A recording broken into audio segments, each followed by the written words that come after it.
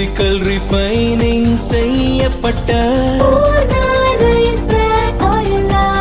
SKM Poorna rice brand oil.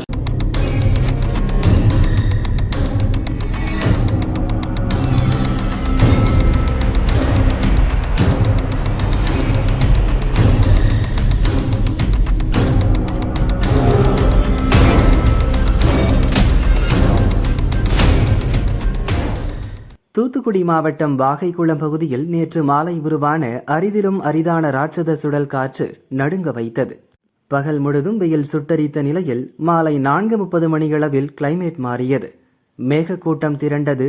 இடி மின்னலுடன் மழை பெய்ய துவங்கியது.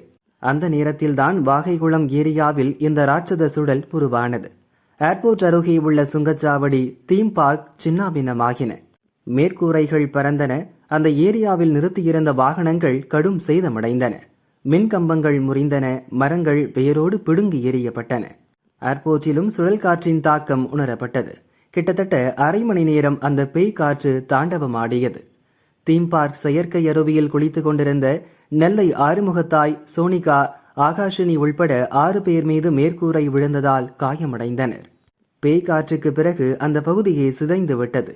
அது தொடர்பான காட்சிகள் இப்போது வெளியாகி அதிர்ச்சியை ஏற்படுத்தியுள்ளன.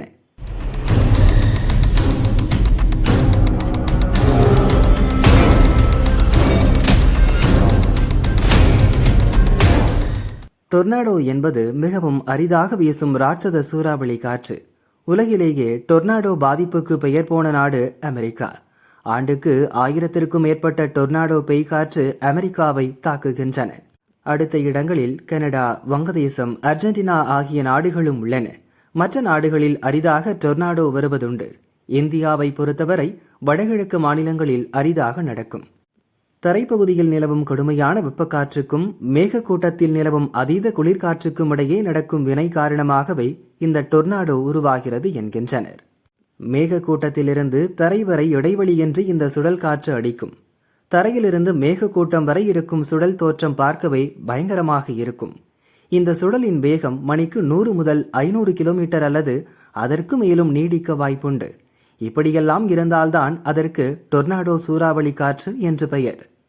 தூத்துக்குடி வாகைக்குளம் பகுதியில் நேற்று வீசிய பேய் சூறாவளி காற்று அப்படியே டிட்டோவாக இதே மாதிரிதான் இருந்தது என்கின்றனர் வானிலை ஆய்வாளர்கள். மேகம் முதல் தரை வரை லிங்க் இருந்தது. மணிக்கு 170 முதல் 220 கிலோமீட்டர் வேகம் வரை பேய் காற்று வீசியது. கிட்டத்தட்ட அரை மணி நேரம் நீடித்தது. அனைத்து அம்சங்களும் டொர்னாடோவுடன் ஒத்துப்போகின.